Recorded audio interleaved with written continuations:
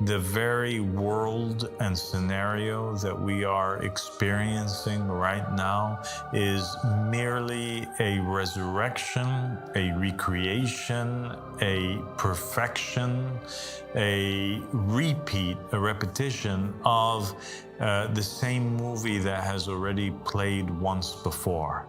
Wow.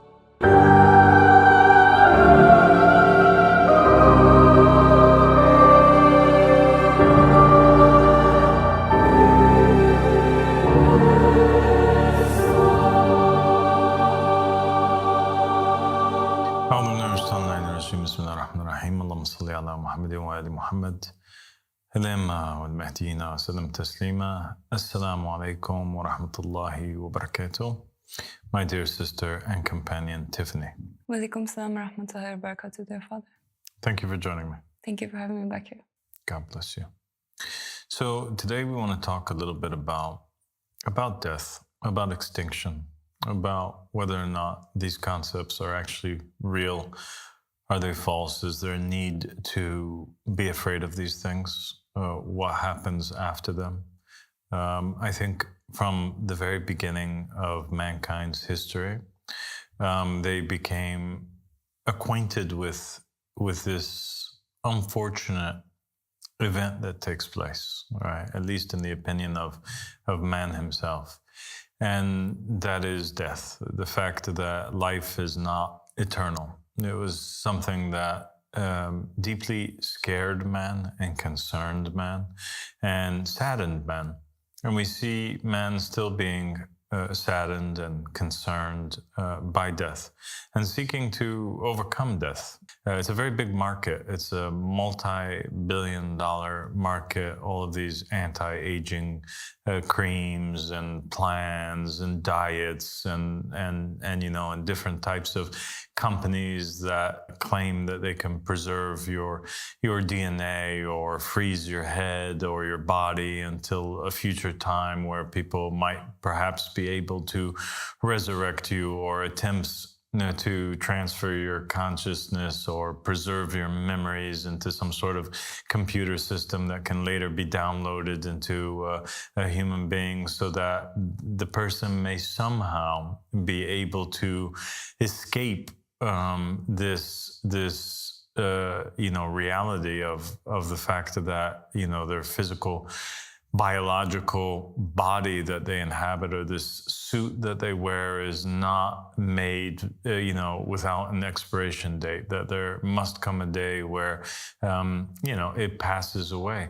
And we can even see that these modern attempts at preserving the physical body, it's not something that's limited to this modern day and age that we're living in, these attempts of preserving the physical, but it's something that mankind has been attempting to do for thousands of years. And we have the evidence for that being present in ancient Egyptian society and the whole mummification process, where the ancient Egyptians were obsessed with this whole idea of preserving the physical body. And even though they believed in an afterlife and they believed in the concept of the soul leaving the body and traveling, in a different world or a different dimension, they still sought to preserve the physical body, and they went to great lengths to mummify the body and to make sure that it was not basically bothered or destroyed afterwards. And they connected the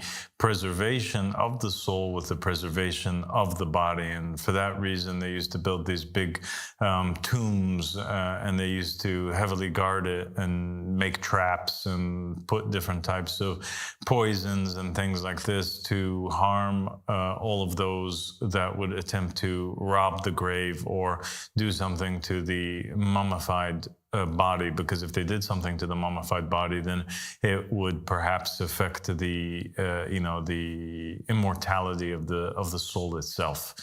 And so and we have also this concept of the need for the preservation of the biological body kind of leaking into Judaism, Christianity, and Islam. We have this concept of incorruptibility that exists.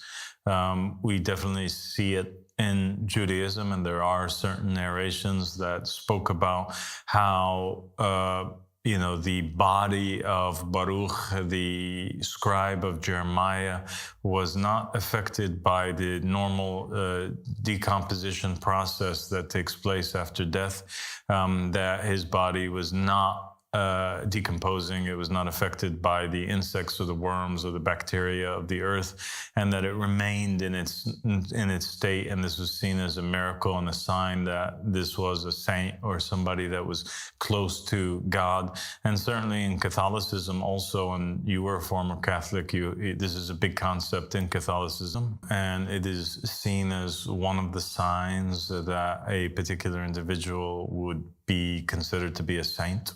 And the popes in the past have declared certain individuals to be saints based on this fact, the fact that their body didn't decompose after death. And they see it as a sign that this individual will be resurrected with Christ, because Christ's body, according to Catholicism, did not decompose. Obviously, it's living, it's alive. He resurrected after death. And so this is seen as kind of a sign that God is preserving, or Jesus is preserving, the bodies of these particularly faithful individuals, so that when he comes back to the earth, that these bodies may rise from the dead once again. And this idea of incorruptibility also exists in the religion of Islam, actually, and it's one of the beliefs that all Muslims have, that the bodies of the prophets and the messengers, actually, and the vicegerents, that they are not corrupted after death, that they are not eaten, that they don't decompose, and they believe that, and they have many stories that when people, for example, were uncovering the grave of Imam al-Hussein or one of the Imams or the Prophet Muhammad sallallahu alaihi wasallam, that the bodies were in the same state as they were. And they believe that if a person was to uncover any of the graves of any of the prophets and the messengers, that they would find the prophet and the messenger in that same particular state, looking as if they were alive, just sleeping. And this is something which is based off of a tradition from the Prophet Muhammad sallallahu alaihi wasallam, in which he stated basically that Allah subhanahu wa ta'ala made it haram, he made it forbidden for the insects of the earth or for the creatures of the earth to basically eat on or corrupt the flesh of a prophet or a messenger. So it's an aqeedah, that's one of the beliefs of Muslims. And so the continuity of the flesh, of the body of mankind has always been something that is in the psyche of human beings. It's not just about the continuation of the soul, but people so longed for and so wished for the continuity of the flesh, so that people would continue to reside or live in their bodies. They wanted, as a species, to survive as well. And we see there's a lot of talk amongst scientists about other species on the planet that are going extinct every single day, and talking about species such as the dinosaurs and other creatures, saber-toothed tigers, the woolly mammoth, other creatures that lived before us, that went extinct. And they talk about climate change, and they talk about taking measures in order to avoid the extinction of mankind. And they talk about even repopulating other planets, or sending off human beings to other planets in order that the human race may survive in the event of a nuclear disaster. You also see them developing certain technologies that allow allow them to resurrect and bring back to life creatures such as the woolly mammoth and the saber-toothed tiger and other creatures that went extinct. And that was the basis of the movie and the novel Jurassic Park, which now actually has become a reality, although they haven't resurrected dinosaurs, but they're resurrecting other creatures, and they're saying within a few years that they will have a woolly mammoth fully alive. And they also resurrected recently a wolf that had gone extinct from the time of the saber-toothed tiger or the caveman. And so this notion, this need, this work, this effort that science is putting into the resurrection of extinct species, really at the core of it, the motivation behind it is to ensure that mankind never goes extinct and to be able to resurrect human beings or certain races if they do go extinct for any reason. And so this is the story of mankind, this kind of search for immortality and hatred of death and hatred of the cessation of existence. So we want to explore this concept and talk about it from a religious perspective. Is it true? Does it ever truly happen that mankind ceases to exist? Does Extinction Day ever truly come upon man? We know that in many of the narrations of Judaism, Christianity, and Islam, especially in the understanding that people have of these faiths, they seem to envision that there will come a day where mankind will totally annihilate itself or cease to exist, and that we would move on. That there's this so-called day of judgment or day of resurrection in which life ceases to exist, and then God comes and judges, and then God resurrects people and then makes people enter into heaven or into hell, but that this physical, worldly, earthly realm ends. It doesn't exist anymore. And I think that in order to examine and come to the truth behind this, we have to think like philosophers, think like prophets and messengers, and not merely think like scholars or repeat that which has been given to us in narrations and traditions without thinking alone. And I think that that is the entirety of wisdom in actuality. The entirety of wisdom. What is wisdom that people seek to attain? Wisdom is being able to have this insight that God would give a human being.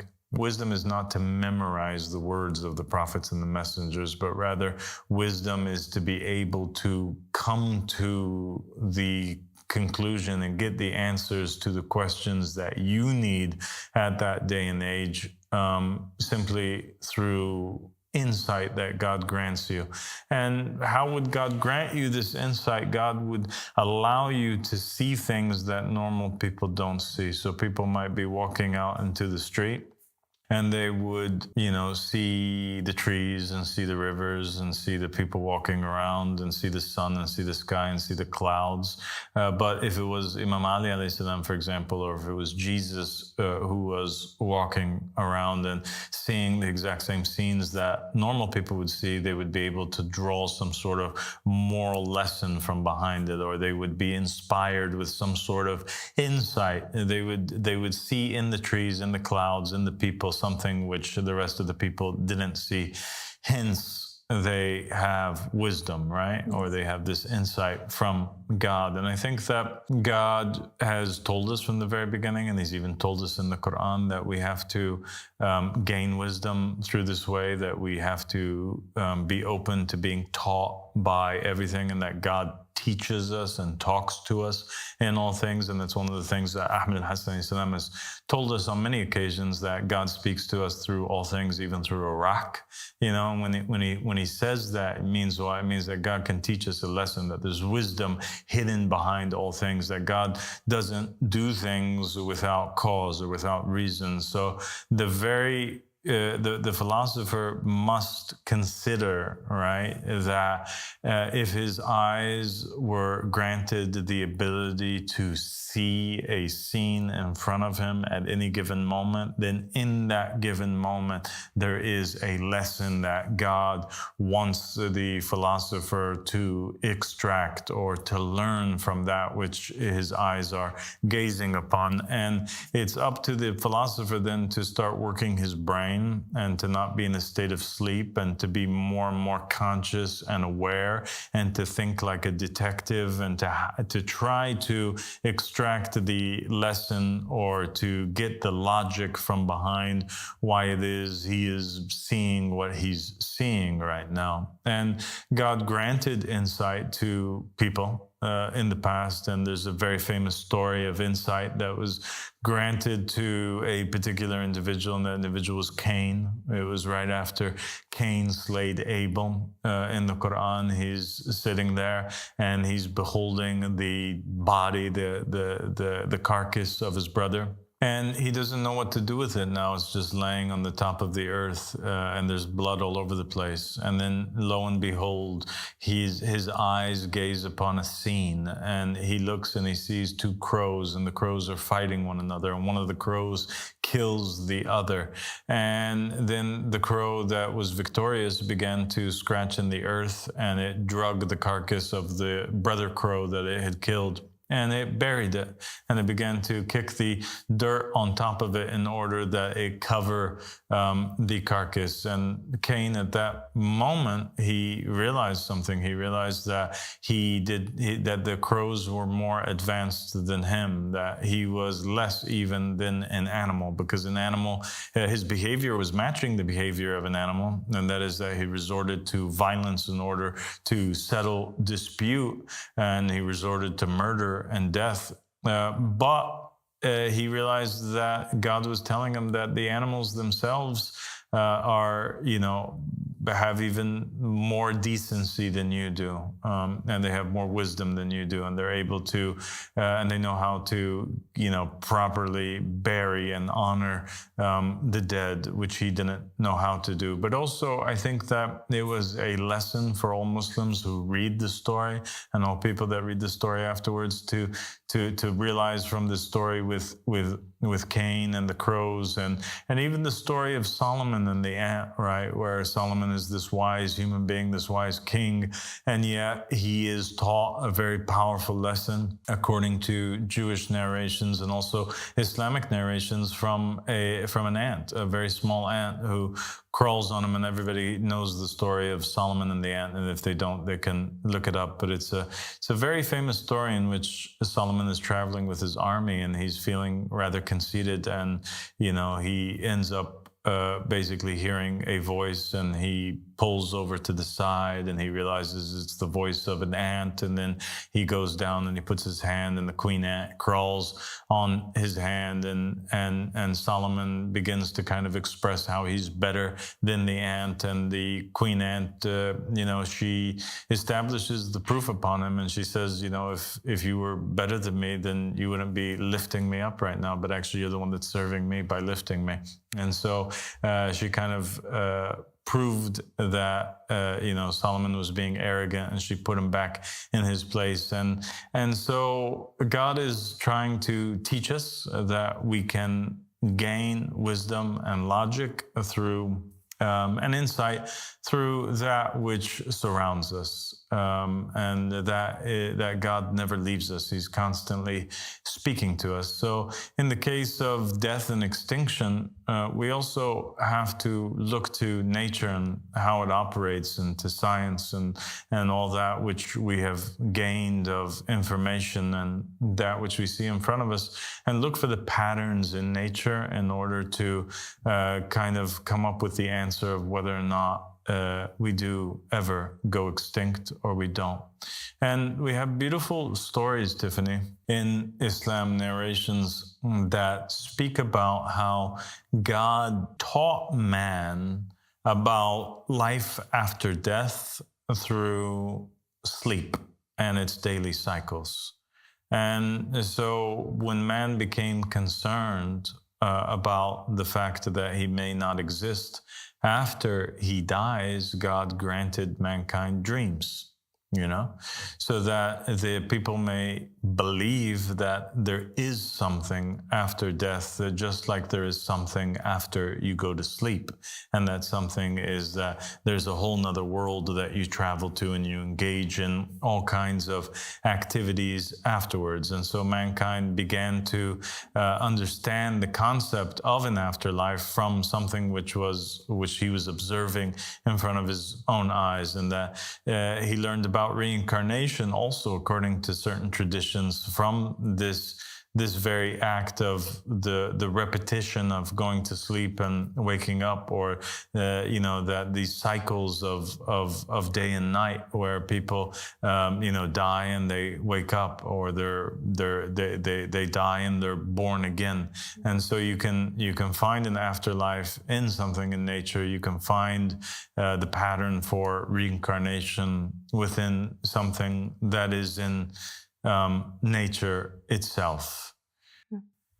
There are these mathematicians that have actually proven scientifically, mathematically, theoretically, all right, that extinction is an impossibility, that it would never happen. There's a Netflix documentary that people could look into. It's called A Trip to Infinity.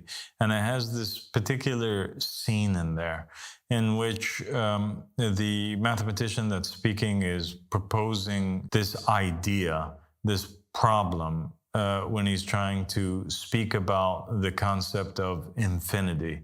He says that if you take an apple and you place it into this perfect square box, right?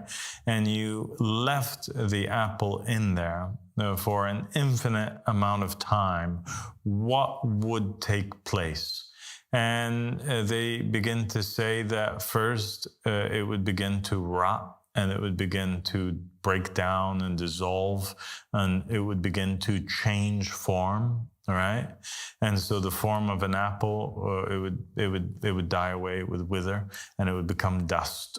And then over a particular time period, that dust would begin to turn into a gas. All right, and then there would start to form these types of reactions, chemical, physical reactions would take place until a new form would be born, right?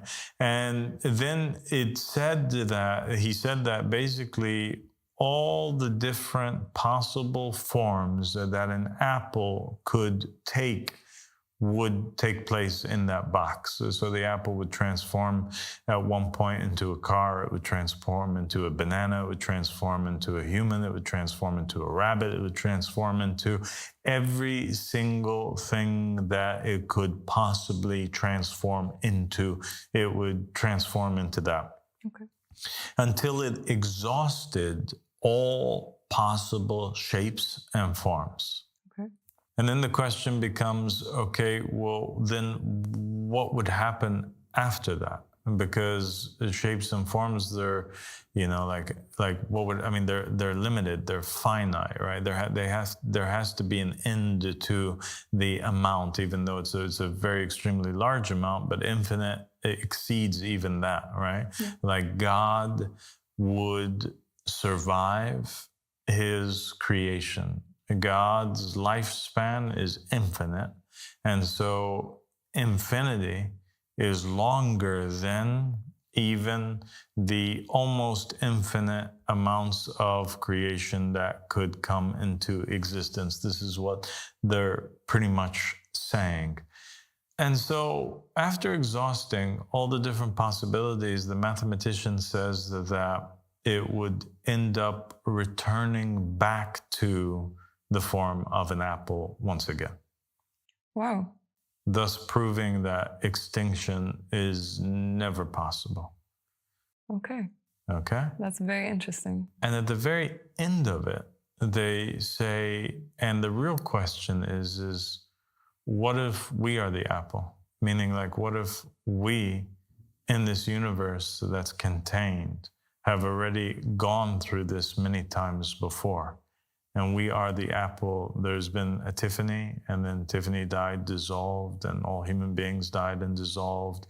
And then all of the different types of possibilities happened, and life forms were created on this planet until in the very end of it all, we were created exactly again. The same scenario repeats itself one more time, where Tiffany and myself are sitting in this chair, in this room, in this web house, having this discussion about this particular topic.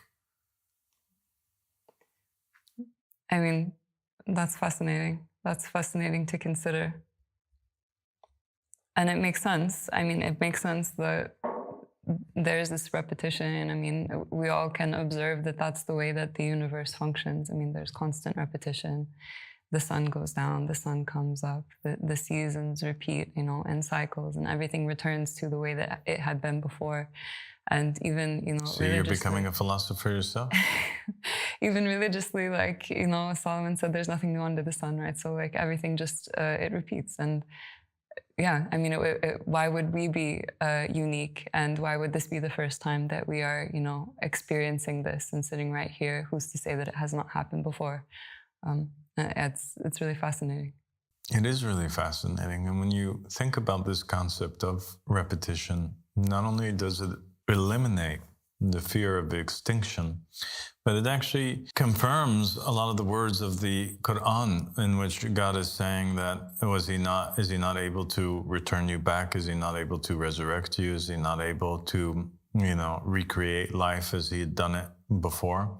And you also have in this book, Al-Haft al-Sharif, this fascinating concept or conversation that took place between Imam al-Sadiq and between Al-Mufaddal ibn Umar, in which Imam al-Sadiq alayhi salam is telling Al-Mufaddal, you know, that there are these various different verses in the Qur'an that recount the conversation that took place between Moses when he was and Pharaoh when he was confronting him and telling him essentially to let my people go. And that in every account of the same story that exists in the Quran, so like in the Torah, for example, you only have one time, it's one account where Moses goes to Pharaoh and he tells them X, Y, Z, and it's just a story that's being told. But in the Quran, it's like repeated. The same story is repeated in many verses. But yet in every time that it is repeated, the conversation that takes place between Moses and between Pharaoh is slightly different.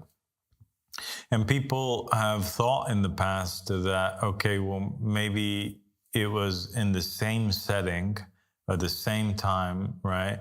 Or the same day, the same hour when Moses went to Pharaoh to confront him. He said all of these different lines or all of these different things were said, but they were just spread out throughout the Quran. But Imam al-Sadiq alayhi salam says, no, that actually what was taking place here is that each time that there was a conversation between Moses and between Pharaoh, it was referring to a different Moses and a different Pharaoh. And that before our Adam, there was an Adam and an Adam and an Adam and an Adam and 1,000 Adams.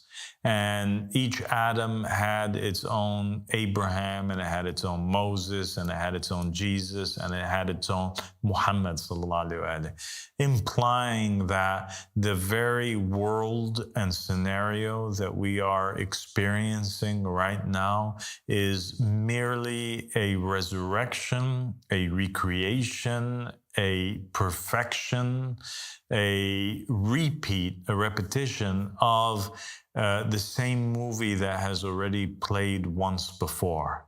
Wow. And so Moses speaks to Pharaoh one thing a long, long time ago, perhaps billions of years ago. And whatever it is that he says to Pharaoh, it doesn't work out so good. It ends up in the same thing. And so God recreates the whole scenario once again. But because we have free will, we slightly alter the conversations, or the characters evolve in a way, or the movie is played out slightly differently so that it may be the same story but yet new. Once again, like the remakes that they make of the Batman movies or the Superman movies, or the different movies. Wow. I mean, it's so cool. It's so cool. That is such great insight into something that is so mysterious, present in the Quran.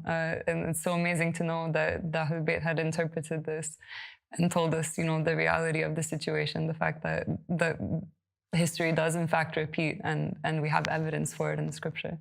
And even today you have physicists that theorize, and they put forward the theory of the multiverse, right? And this idea that there are actually an almost infinite amount of worlds or universes that are existing right now simultaneously with our universe, and that every possibility that could take place is taking place in some particular universe. And that, so there's not one Tiffany, but there's almost an infinite amount of Tiffany's. Every possible Tiffany and every possible choice that Tiffany can make is existing somewhere in a universe, that every universe has. And so even if one universe, humanity became extinct, or Tiffany dies in that universe, she actually wakes up in another universe. And so Tiffany is always in existence because